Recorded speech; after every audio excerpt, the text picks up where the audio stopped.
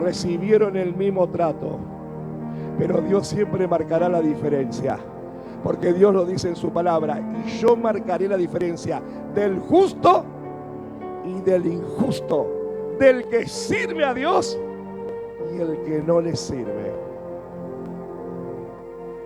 Por eso hay cosas que son permitidas por Dios, pero hay cosas que nos vienen por imprudentes, por no edificar nuestra casa sobre la roca, que es Cristo el fundamento, y nosotros levantar las paredes de la obediencia, de la prudencia, de la oración y la súplica y el clamor, y vestirnos de la armadura de Dios.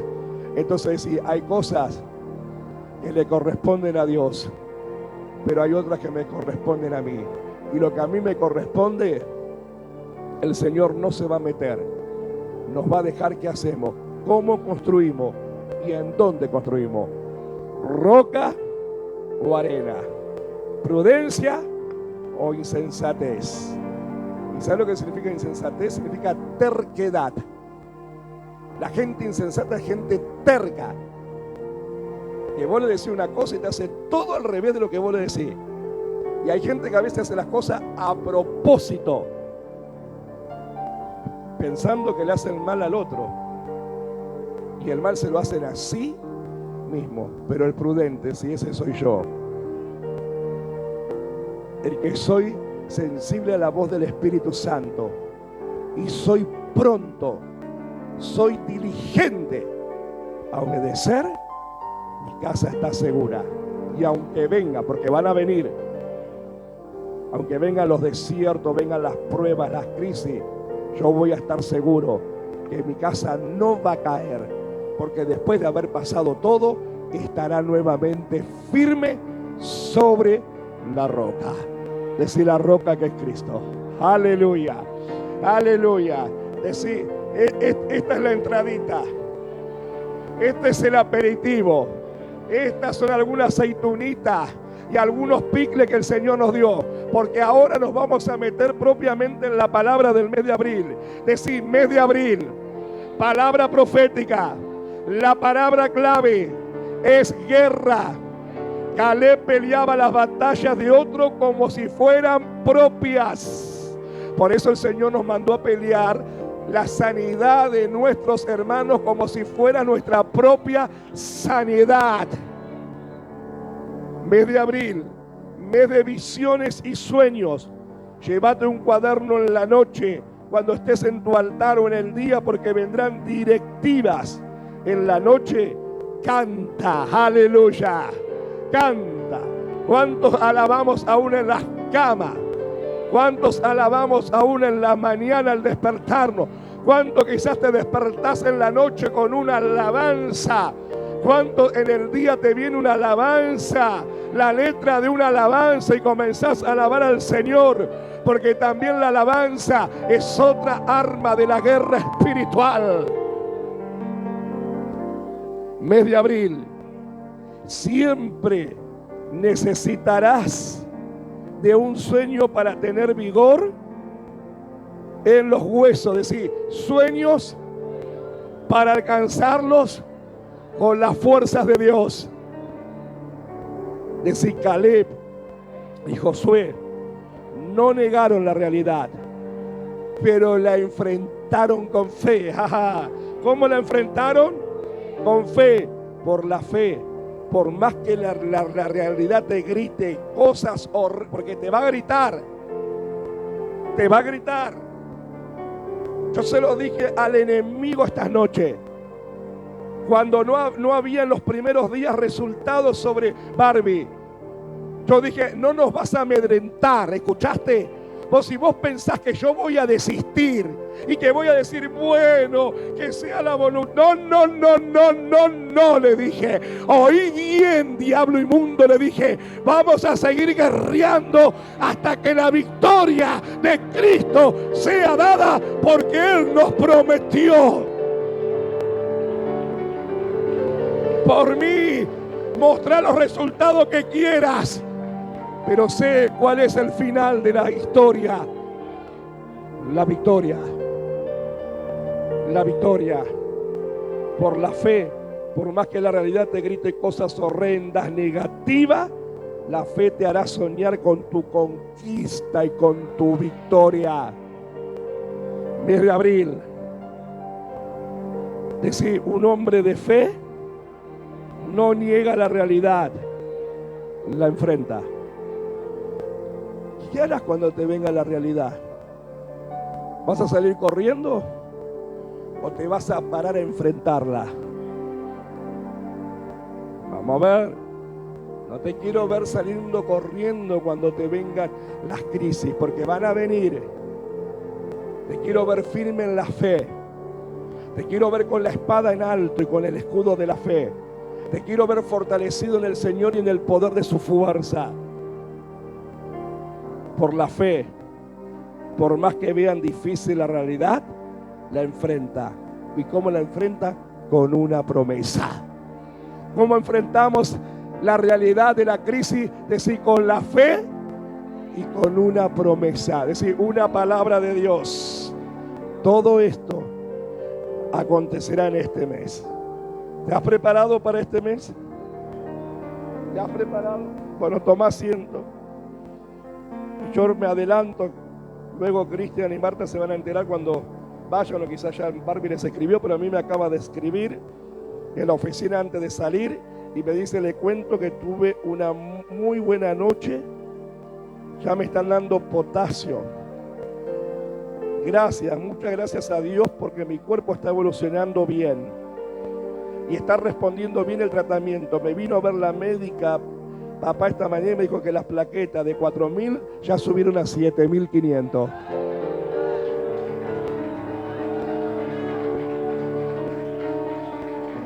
Por eso yo le dije al diablo inmundo, no voy a desistir. No vamos a desistir. Mostrá todo lo que quieras. Esa es la realidad. Pero yo sé que a la realidad hay que agregarle fe.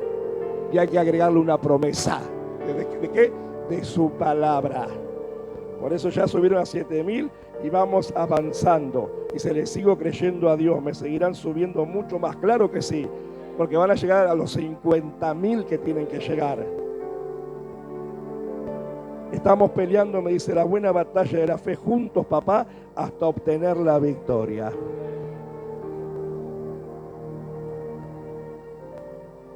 ¿Quién me contá? La protagonista que está pasando el proceso. Otros estarían tirados en la cama llorando a los gritos diciendo, no hay esperanza. Pero otros estamos aquí en pie diciendo, hay esperanza. Porque Cristo es nuestra esperanza. Amén. Vamos a abrir la Biblia en Marcos 5. 5:21 en adelante.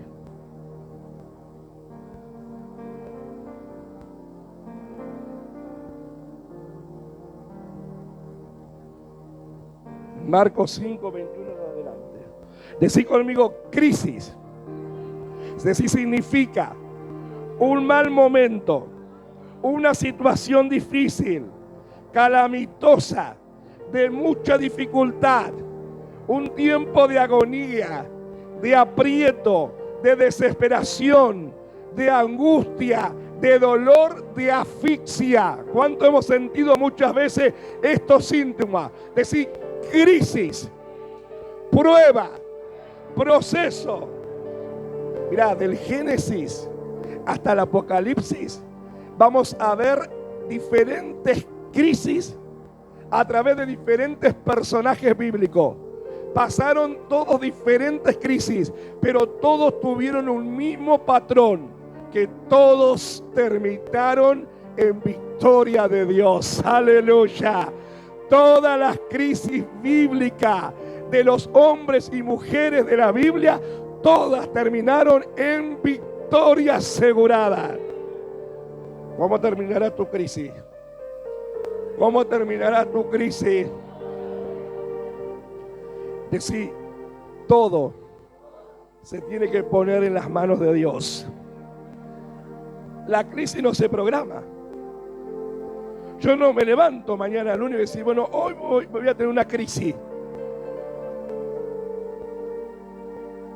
Estoy muy tranquilo estos días, así que hoy quiero una crisis. Es decir, la crisis viene de repente. La crisis viene, ¿para qué? Para interrumpir un buen momento. ¿Cuántas veces estamos en buenos momentos? Que todo está bonanza, que todo está en calma. Y de repente viene la crisis. ¿Para qué? Vienen para romper, es decir, buenos momentos. Viene para qué? Para dañar familias. Viene para dañar congregaciones. Vienen para dañar la sociedad. Y estas crisis vienen del mismo infierno. ¿De dónde viene la crisis? Es decir, del mismo infierno.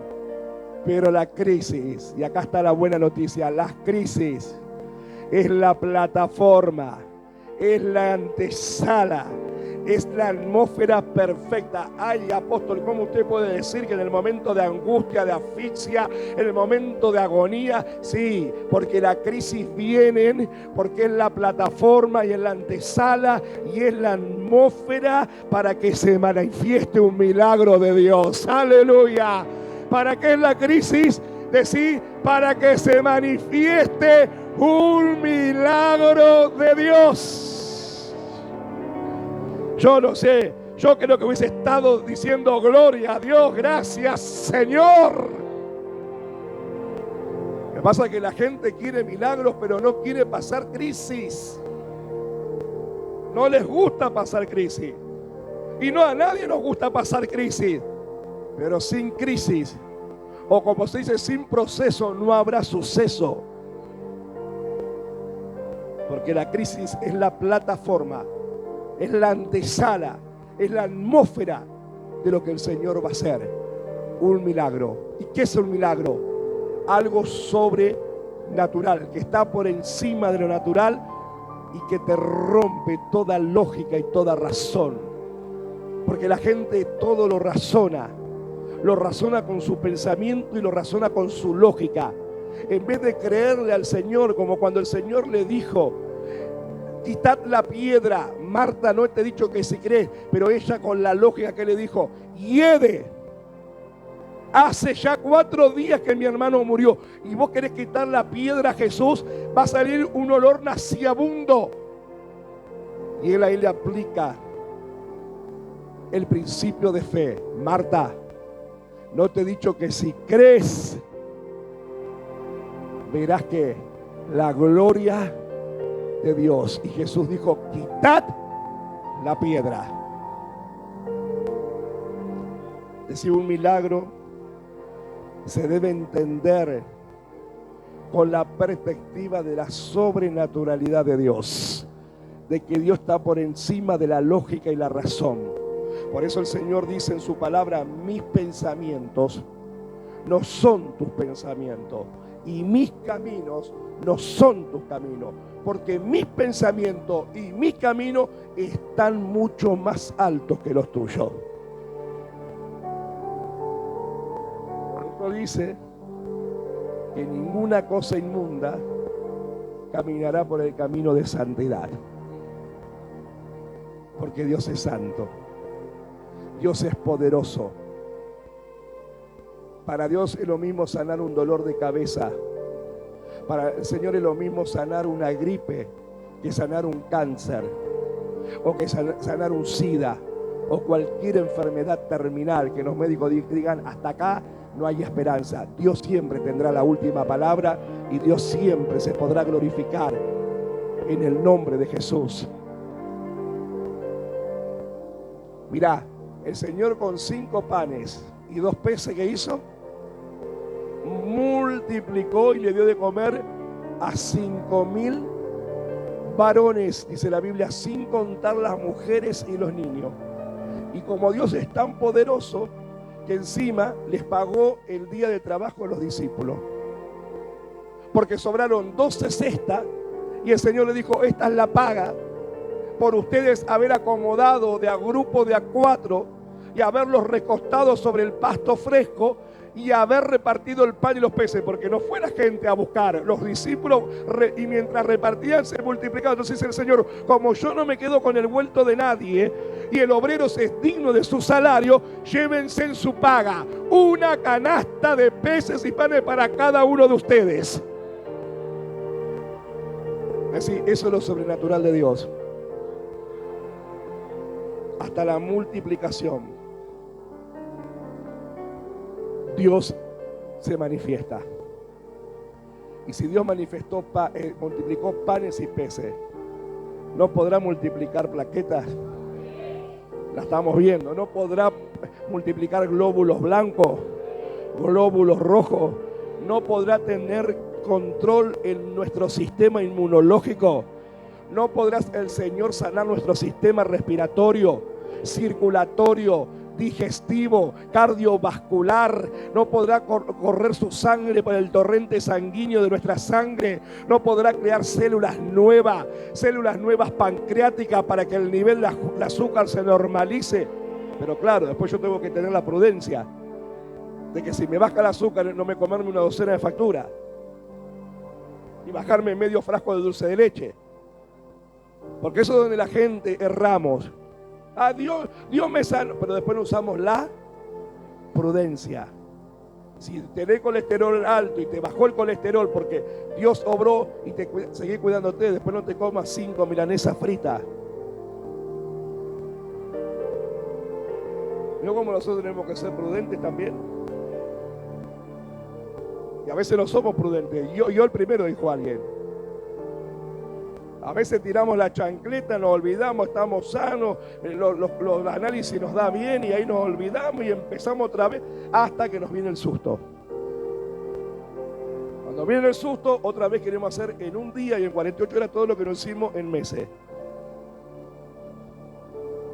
Porque nos cuesta. Nos cuesta, no somos solamente espíritu, somos carne, alma y esta carne.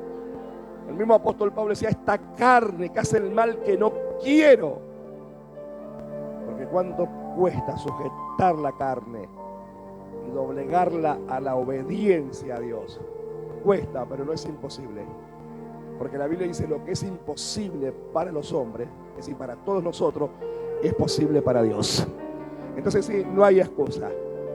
Yo recuerdo en mis primeros tiempos cuando me convertí, yo escuchaba a algunos cristianos que decían, la carne es débil. La carne es débil. Yo era nuevito y digo, pero tan. Entonces le pregunté a mi pastora, yo sabe que escucho que todos dicen, me dijo, sí, Juan, pero ¿sabes lo que pasa? Que no le leen la otra parte de la Biblia. La carne es débil, pero el espíritu está presto para buscar a Dios. Está disponible. Sí, la carne es débil, pero el espíritu es más fuerte. El Espíritu Santo en nosotros. Entonces me dijo, no hay excusa. Usted no se lleve por lo que le dicen, porque yo veía cristianos de años, pero la carne es débil. Decían, la carne es débil. Decían, no le terminan de leer todo el versículo. Búscamelo, hijo. Dice, la carne es débil. Pero no te terminan de leer la otra parte. Decía, hay algunos que te leen la primera parte, pero no te termina de completar lo que continúa. Ahí va a aparecer. Si la carne es débil, pero el espíritu es más fuerte. Entonces, ¿qué necesitamos a esta carne? Decía oración. Lo que estamos haciendo esto es oración. Acá está. Velad y orad. Acá lo que necesitamos, velar y orar para que no entréis en tentación.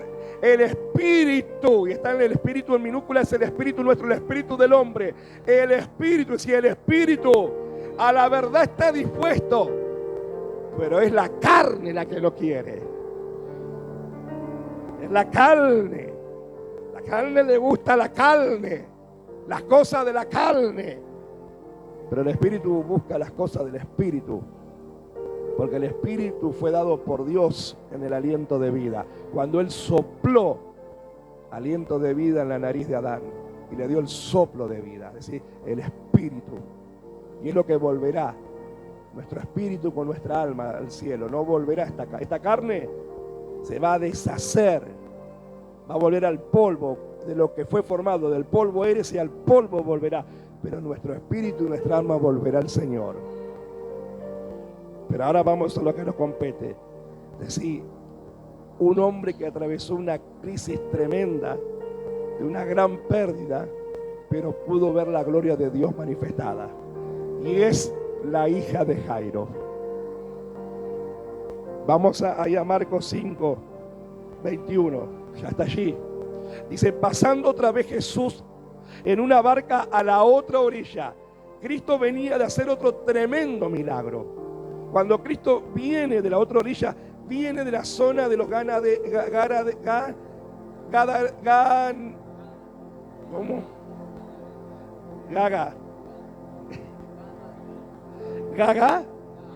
Agada, de los gadarenos.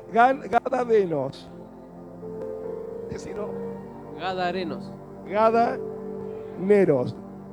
De eso, de ahí. De liberar al hombre que andaba entre los sepulcros y andaba comiendo carroña y andaba entre los huesos de los muertos. Viene de ahí. De liberar a ese hombre que tenía no un demonio, tenía una legión.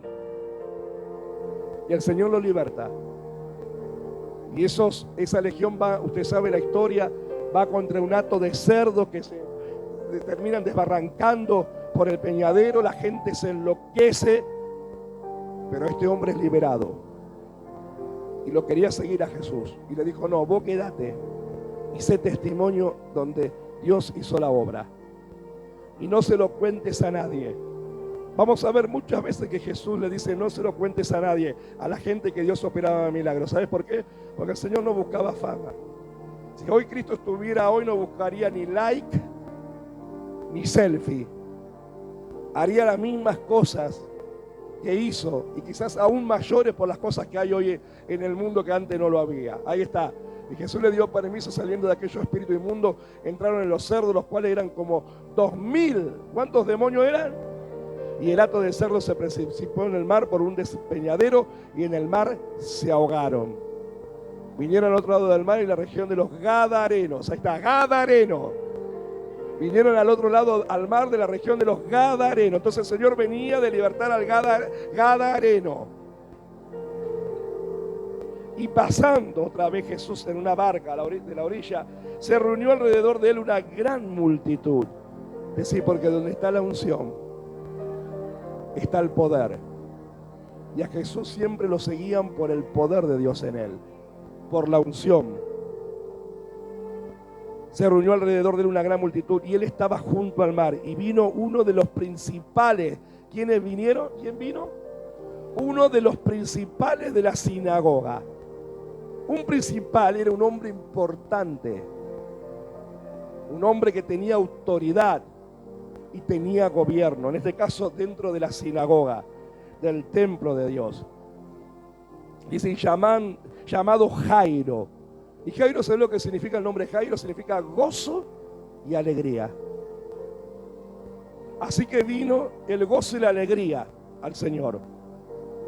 Un hombre importante de la sinagoga, un hombre de gobierno, de influencia, era conocido en la sociedad. ¿Y qué hizo? Luego que le vio, ¿quién? Jairo a Jesús. Luego que le vio, se postró a sus pies. ¿Qué hizo Jairo? Lo primero que hizo, se postró, lo reverenció al Señor. Y una persona principal no le hacía reverencia a cualquiera. No es que Jairo se levantaba a la mañana y salía por las calles de Nazaret, de Galilea, y estaba a todo el mundo, buenos días señora, le hago la reverencia, buenos días señor vecino. No. Él caminaba como un hombre importante, como alguien que influía en la sociedad, que era reconocido, pero cuando llegó a Jesús, él reconoció que en ese hombre había una autoridad mayor. Por eso lo primero que hace Jairo es postrarse, hacerle reverencia al Señor a sus pies. Por eso no basta solamente con orar. Estos días son días para humillarnos delante de Dios. No basta solamente decir, Padre Santo, te pido por mi hermana. No. humillar. ¿Cuántos en estos días nos hemos quebrantado, pero de dolor, que le hemos dicho, pero a los gritos, Señor, solamente tú lo puedes hacer?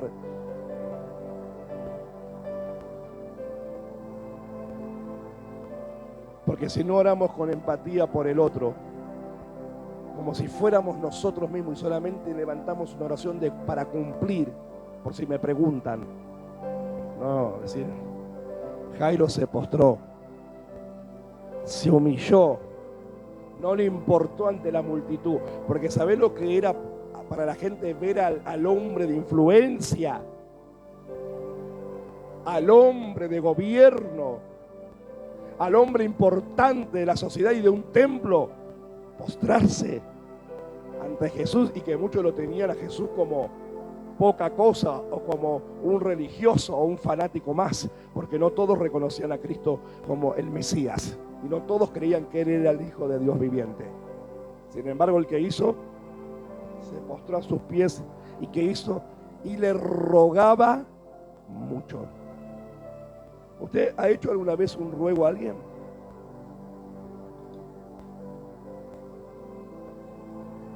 Y especialmente cuando le pedís una vez y no lo hace. No es verdad que decir por favor. ¿Cuánto hemos rogado alguna vez a alguien? Por favor.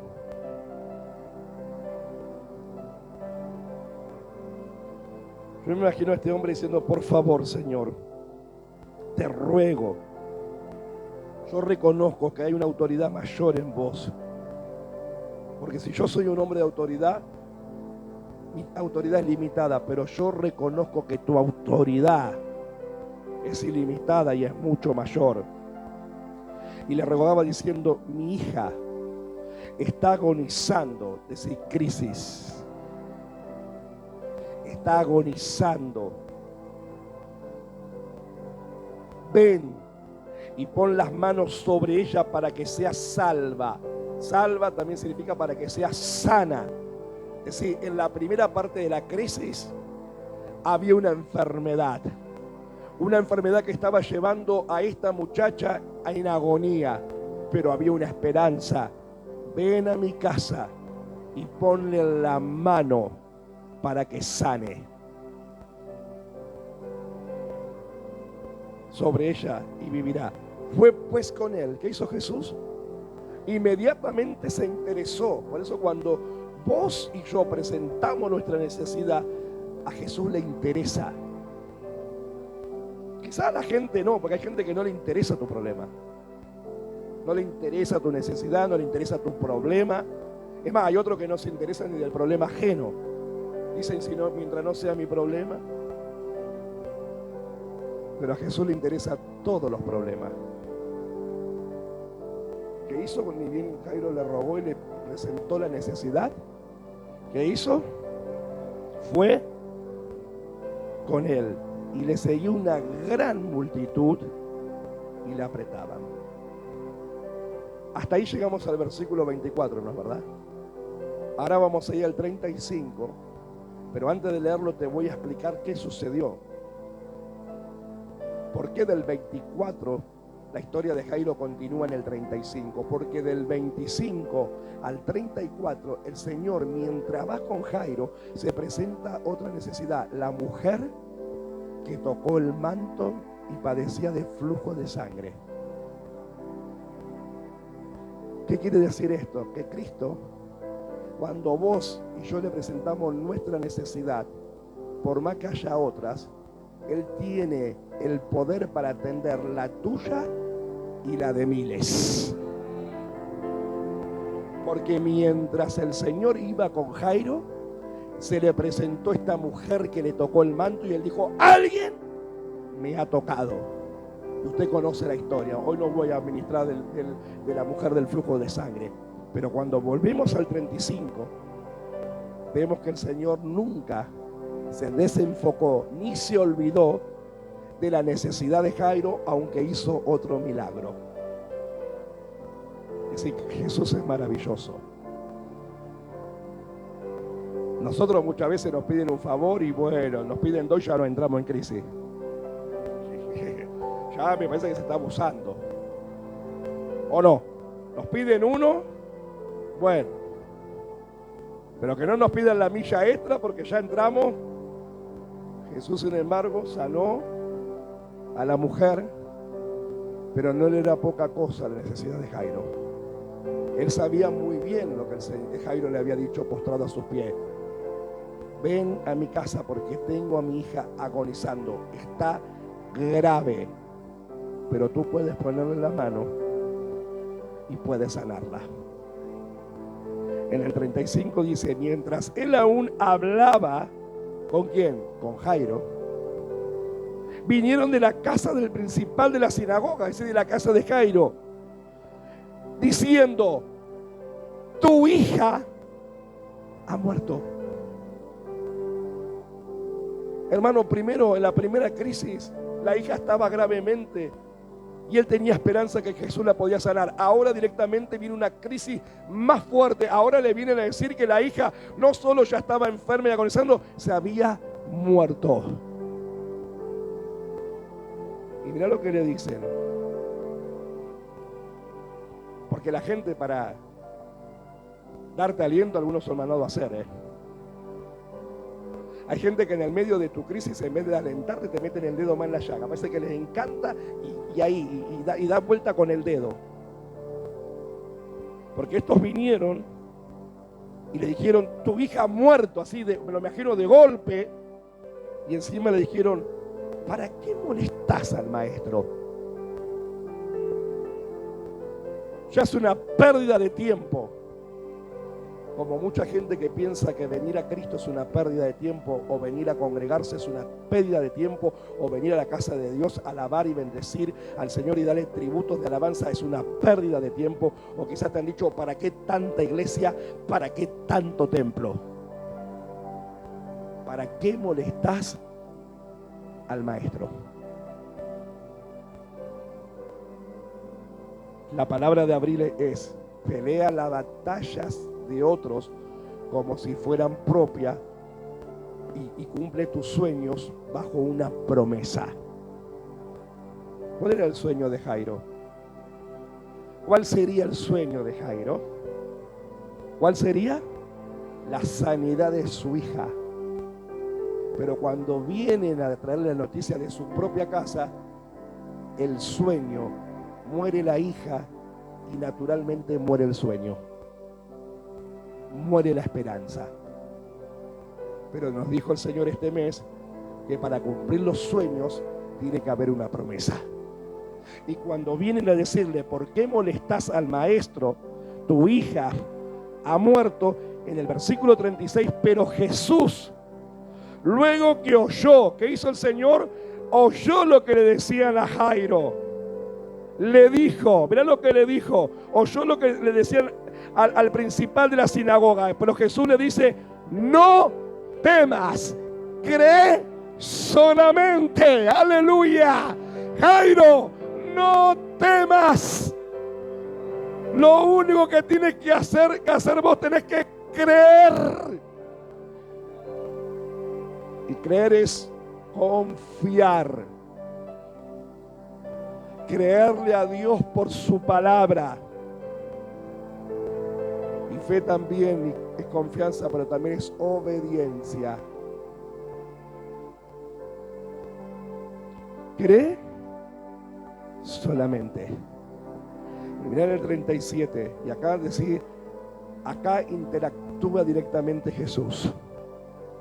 Decía, acá interactúa, actúa, participa únicamente Jesús. Y esto es un rema para nosotros. ¿A quién es participar en tu crisis? ¿A Jesús? ¿Es Jesús tu primer recurso en tu crisis? Porque ahora vamos a ver lo que hizo Jesús. Por eso hay que conocer la palabra y conocer el carácter de Jesús. Porque esto, ¿sabes qué? Es para los religiosos que siempre dicen, ¿dónde está el amor de Dios al prójimo? Para que el amor al prójimo, sí, es una parte de los mandamientos. Pero tenemos que conocer al Dios del prójimo y cómo actuaba Jesús ante las situaciones, porque de la misma manera tenemos que actuar nosotros. No querer ser más buenos que Dios, porque hay gente que quiere ser más bueno que Dios. Pero Dios nos enseña a ser de la manera que Él es y no ser más bueno que Dios. En el 37 dice, y no permitió que le siguiese ¿quién? Nadie. A los otros 9 discípulos y a los que estaban en la multitud con él, dijeron, ustedes hasta acá conmigo. Hasta acá llegan. Solamente tomó a Pedro, dice Jacobo y Juan, hermano de Jacobo. Es decir, tomó a los 3 de su círculo íntimo porque les conocía el corazón. Porque para que también Dios haga un milagro tiene que haber fe en los corazones. Yo he conocido gente que cuando se estaba orando por alguien que estaba, otros, y cristianos entre comillas, ya estaban diciéndole a la familia, y van a tener que ver dónde lo van a velar. Porque Dios es el que tiene la última palabra. Yo lo he oído. Mientras se oraba por milagros, otros decían, y hay que ver dónde lo van a velar. Por eso Jesús dijo, ustedes hasta acá, porque ustedes me siguen por los panes y los peces, pero no me creen. Dudan de mí, dudan de quién soy yo. Por eso vení Pedro, vení Juan y vení Jacobo. Y vino a casa del principal de la sinagoga. ¿A dónde fue Jesús? Es decir, al lugar donde tenía que ir. Porque Jairo le dijo, ven. Cuando se postró, ven, Señor. Por eso digo que Jesús pudo atender a la mujer del manto y a muchos en el camino, pero nunca se desenfocó de lo que tenía que hacer con Jairo. Él sabía que tenía que ir a su casa. ¿Vos llevas a tu casa a Jesús? Qué buena pregunta, ¿no? ¿Llevamos a Cristo a nuestra casa?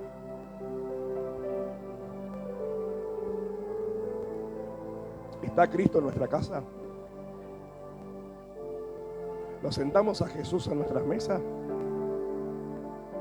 ¿Lo sentamos a Jesús en nuestras conversaciones? ¿En nuestras actitudes y acciones? ¿Está Jesús? Vino a casa del principal de la sinagoga y vio el alboroto. ¿Qué vio Jesús? El alboroto, porque así es lo que hace mucha gente ante la crisis. En vez de ponerse a orar, hacen alboroto nada más. El alboroto. ¿Usted sabe lo que es un alboroto? ¿Qué es un alboroto? Un griterío tremendo.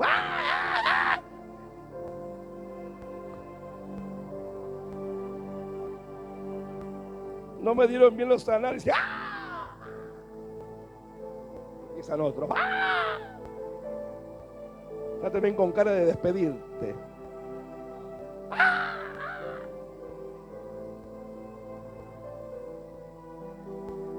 Me dijo que si no le aflojo a los fritos, el colesterol me va a reventar el corazón.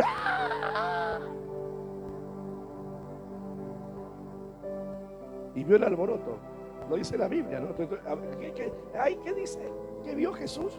Lo primero que vio, ¿vio fe? ¿Vio a alguien que decir, no, pero si Jairo fue a buscar a Jesús, sabemos que Cristo hace milagros, tranquilos muchachos, si viene Jesús para la casa de Jairo, no, todos estaban, ¿cómo estaban qué? Es decir, los mismos alborotos que a veces hacen los evangélicos, y perdónenme los que me van a ver, los evangélicos histéricos, que les agarra la histeria en el medio de la crisis. Empiezan a llamar a Mengano, a Sultano, ya empiezan ya como prepárense porque esto me parece que es el final, ya llega el final. El final, pero ¿qué te dijeron? No sé, pero ya llega el final. Así encontró Jesús a esa gente en alboroto, y a los que lloraban y lamentaban mucho, pero estudiando. Aún en esta época, ya lo de esta época, porque hay gente que se contrata para llorar, ¿usted sabía? Como en televisión se contrata gente para reír. Antes, cuando había más programas nacionales en vivo, contrataban gente para reír y gente para llorar y se les pagaba. En la época de Jesús y en la época de Israel, también había gente que se las contrataba para que acompañen a los deudos en el velorio para que sea más dramático. No eran solamente los familiares de la hija de Jairo, eran los alborotadores que se contrataban, serían las lloronas. Estaban ¡ah! ¡Ah! Y gritaban como que los estaban matando, como chancho que va al matadero. ¿Usted vio cuando van a matar un chancho? Gritan que un espamento hacen que... Pero qué rico que es después. En vez del cordero, cuando fueron a buscar el corderito, yo no quise irme, yo no dijo me acompañan, no. Cuando él me contó cómo va, por eso el cordero es igual que como dice la Biblia, dice que va mansito, en silencio, con la soguita al matadero. No cuelgan, nada. Por eso dice que él fue como cordero que no abrió su boca. Mirá, y cuando le cortan la garganta para que se desangre, expira. Pero el chancho, hermano, grita. Pero las dos cosas que rico, que es tanto el cordero como el chancho. Bueno, estos gritaban y alborotaban y lloraban y lamentaban para que todo sea más dramático. Por eso vos en medio de la crisis, saca a la gente alborotadora de tu lado. Ahora, si a vos te encanta el alboroto, bueno, te va a encantar que... ¡ay! ¡Ah! ¡Ah! Y abrazarte como madre en desgracia, pero si vos sos una persona de fe, no vas a querer tu alboroto y tu llorerío y a la llorona y al lado tuyo. Vas a querer gente de influencia de fe, que te animen, que te levanten con una palabra. Y entrando les dijo, mirá lo que dijo Jesús, por eso tenemos que conocer al Señor, sus acciones. ¿Qué le dijo el Señor? Bueno, pobrecito, cuánta la querían a la muchacha de Jairo, la hijita. Qué lástima que me da, cómo lloran ustedes, cuánto amor que tenían. ¿Qué les dice? ¿Por qué alborotáis y por qué lloráis? En otra versión dice, ¿por qué hacen tanto espamento? ¿Por qué hacen tanto espamento? La niña no está muerta, sino duerme. Y se burlaban de él. Como muchas veces hubo gente que se burló de nuestros sueños. Se burlaban. ¿Cuántas veces se han burlado de nuestros sueños? Cuando vas con... ¿Qué Dios la va a hacer?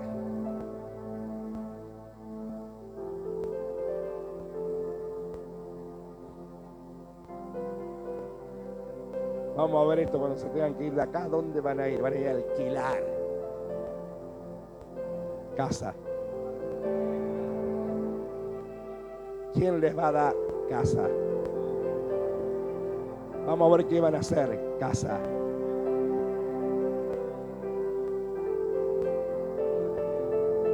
Vamos a ver dónde van a vivir. Casa.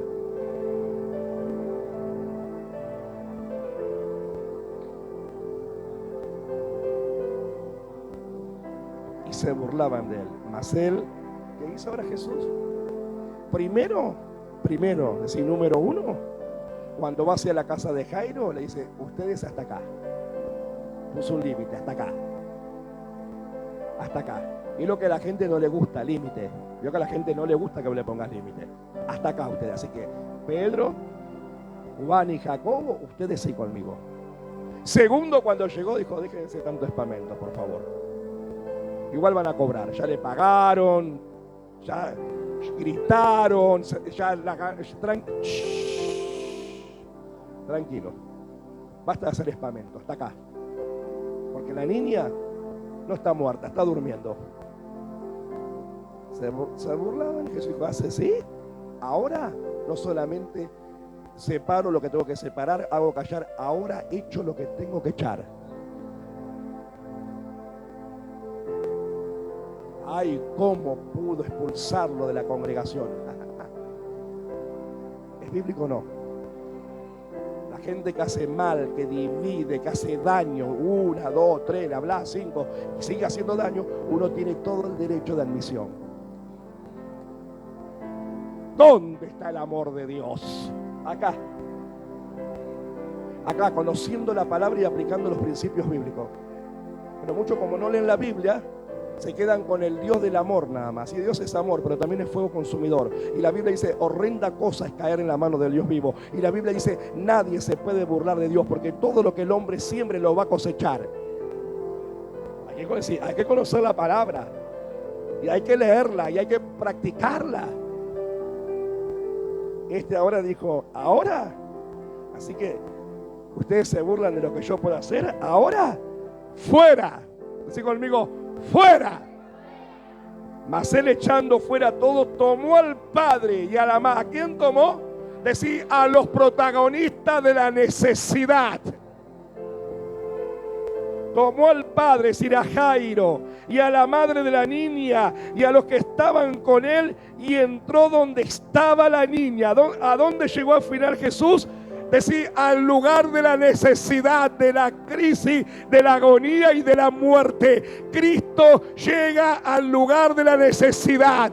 Cristo llega a las casas de los necesitados, a la familia de los desamparados. Llega a los niños, a los adultos, a los ancianos. Cristo llega a los matrimonios. Cristo llega a los hijos. Cristo llega a los nietos. Cristo llega a las clínicas. Cristo llega a los hospitales. Cristo llega y nunca llega tarde. Nunca llega tarde. ¿A dónde llegó? A donde tenía que llegar. Pero siendo Jesús, tuvo que traspasar un montón de obstáculos, de los incrédulos, de los llorones y alborotadores espantosos, y aún de los que se burlaban. Pero ahora Dios te está enseñando qué actitud tienes que tener. Y a veces la gente es al revés. Con la gente de bendición que les hace bien, se ofenden, se enojan y los echan. Pero se abrazan, ay, cómo les gusta abrazarse a los alborotadores. Les encanta. ¡Ah! ¡Ah! Y que les griten y que más la crisis más fuerte. Abrazate a Cristo y abrazate a la gente que te es de bendición, que te es de influencia de fe, y no a los alborotadores espamentosos, pesimistas, negativos. Y le agrego algo más, y ventajeros. Porque esto no estaban ahí gratuitamente, estaban porque sabía que después de la llorada estaba la paga.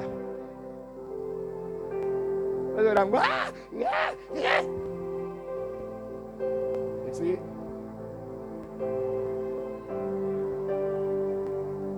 Es el consejo. Ahora vos lo podés hacer o no. Porque hay gente que yo sé que aunque vos le digas, dicen, a mí me encanta estar con los alborotadores, me encanta, y yo no los voy a dejar, no los dejé. Verás el resultado. Pero hay otros que dicen, sí, yo, chao. Alborotadores fuera, burladores fuera, gente incrédula de mi alrededor, mi entorno fuera. Me uno a la gente de fe. Por eso cantábamos codo a codo trabajando. Codo a codo trabajando.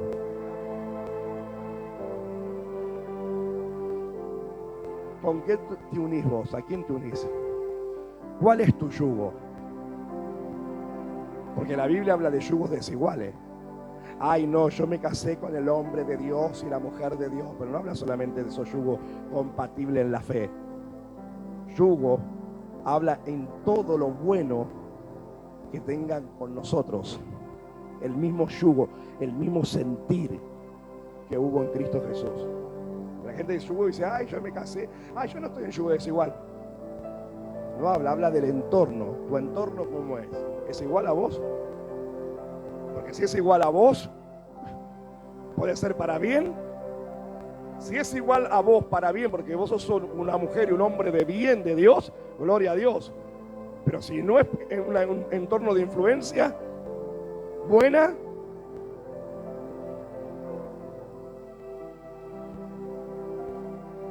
qué silencio. Y a los que estaban con él, por eso entraron los que tenían que entrar: el padre, la madre y la gente que tenían fe, porque Jairo nunca la perdió por la promesa: no temas, cree solamente. ¿Y cómo sabe usted, pastor, que Jairo no la perdió? Porque llegó con Cristo, porque él podría haber dicho, no, Señor, es verdad, tienen razón, ahí está el entorno que te influencia, tienen razón, ¿para qué voy a seguir molestándote? Ya está, ya se murió, quédate. Él siguió con la promesa de Cristo: no temas, cree solamente. Y esta es la promesa que nosotros le enviamos continuamente a Barbie: hija, no temas, cree solamente. No temas, cree solamente. No temas, cree solamente. Bajaron a 4.000, cree solamente. No suben, cree solamente. No temas, cree solamente. Y sí, y tomando la mano, versículo 48, ¿qué hizo el Señor? Porque Dios siempre nos va a tomar de la mano, y nos tiene tomado de la mano. Pues vuelvo a decirte, tomate de la mano de Cristo y tomate de la mano de influencia, de gente que te influencien para bien, con fe. No te tome de la mano de gente que te hace mal, tóxica, que te intoxican el alma, que te alborotan, te roban la paz, te sacan. No. Tomate de la mano de Cristo, porque Él nunca te va a soltar de su mano. Y tomando a la niña de la mano le dijo: Talita Cumi. ¿Qué le dijo? Talita Cumi, que traducido al español es: niña, a ti te digo, levántate. Y el verbo está en imperativo: levántate. No dijo levántate, no dijo levántate. Pero estudiando en el original, cuando él le dice Talita, le está diciendo: oh muchacha, oh muchacha, oh muchacha. Y hemos estudiado la oración de Jabe: oh, si me dieras bendición. Y hemos estudiado el significado del oh, que aparece muchas veces en la Biblia, la expresión que es la antesala a un milagro que Dios está por hacer. Oh muchacha, Talita, oh muchacha, Cumi, que significa levántate, pero levántate en el poder de la resurrección. Y luego, y esto es para los que se burlen, esto es para los que se burlen de mis sueños, del milagro que estoy esperando. Esto es para los alborotadores, para los llorones, para los burladores, para los incrédulos. Luego la niña se levantó y andaba, pues tenía 12 años. Y 12 significa gobierno. Gobierno de Dios, gobierno de su reino. El poder y autoridad de Cristo sobre su iglesia, sobre nosotros, sus discípulos. ¿Cuántos discípulos del Señor habremos acá este mediodía casi? ¿Cuántos discípulos? Sobre vos está el gobierno de Dios, la autoridad. Tenés que usarla.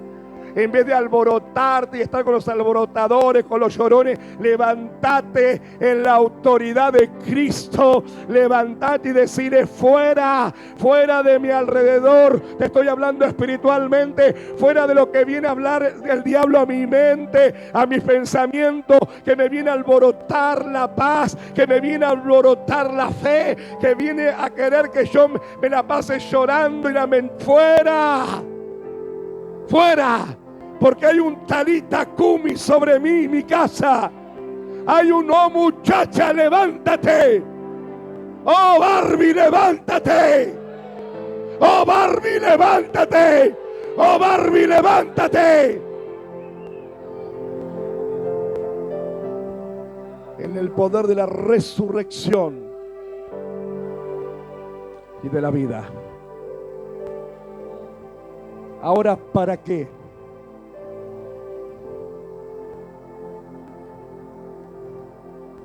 Y luego la niña se levantó y andaba, pues tenía 12 años, y se espantó, claro. Y se espantaron grandemente. Así tenéis que dejar vos a la gente espantada por el poder de Dios. Se espantaron grandemente. Y el 43 dice: pero él. Por eso te dije que a partir del versículo 36 interactuaba solamente Jesús, el gran y único protagonista, porque toda la gloria es para Dios, para Él. Pero Él les mandó mucho que nadie lo supiese, y dijo que se le diese de comer.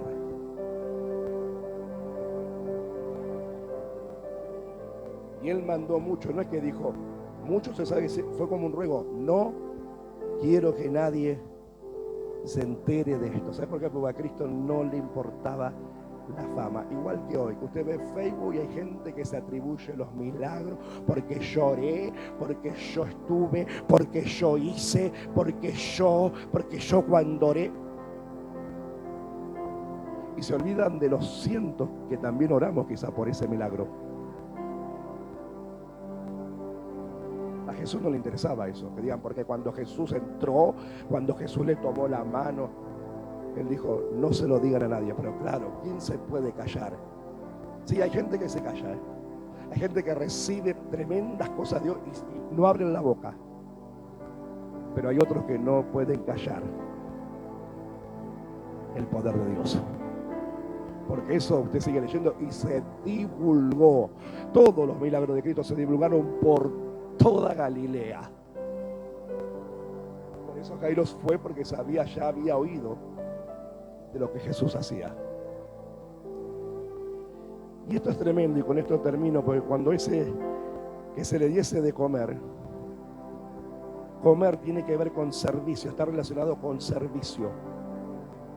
Y última parte de Marcos tiene que ver con un versículo de la porción cuando Pablo le habla a Timoteo. ¿Qué tiene que ver? Ahora vas a ver.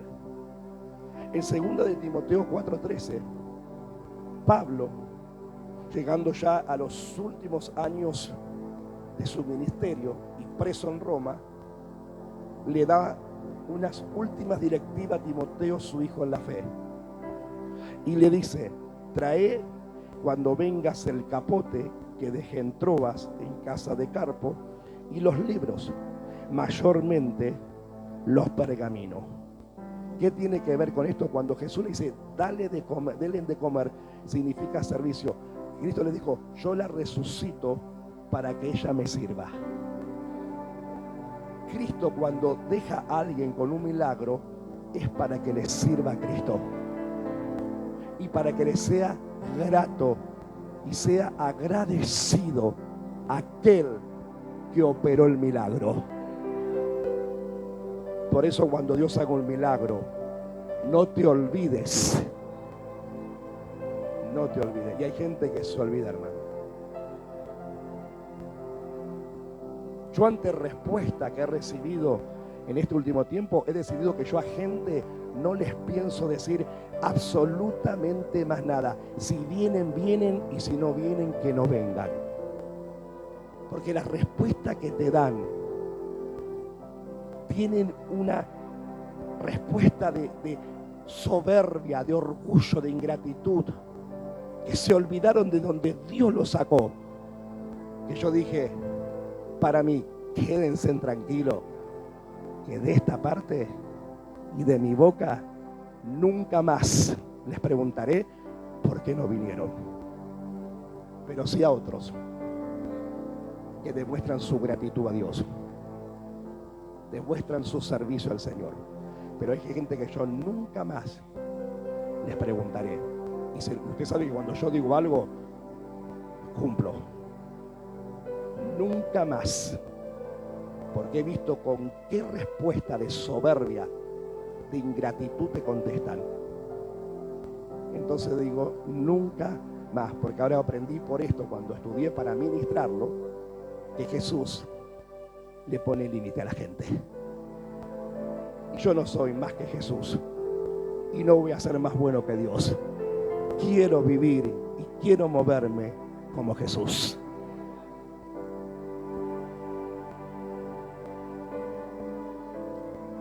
Cuando Él le dice, denle de comer, está diciendo, yo la sané para que me sirva.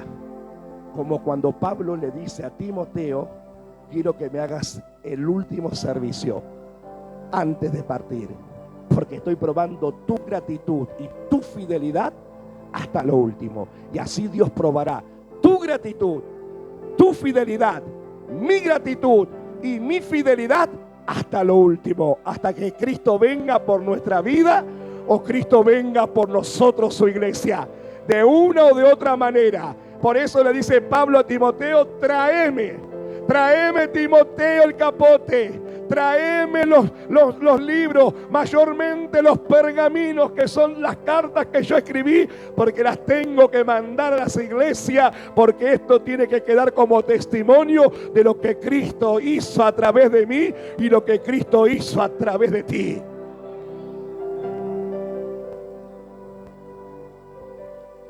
Porque un milagro es para que yo le sirva incondicionalmente a Jesús por dos cosas: por amor y por gratitud. Incondicionalmente. Por eso, queridos que van a ver este mensaje, estás esperando ese milagro, y en esa crisis quizás estás como Jairo, pero hay una promesa: no temas, cree solamente, pero nunca pierdas tu gratitud, tu amor incondicional y tu servicio de aquel que te dejó para vida y testimonio. Que Dios te bendiga.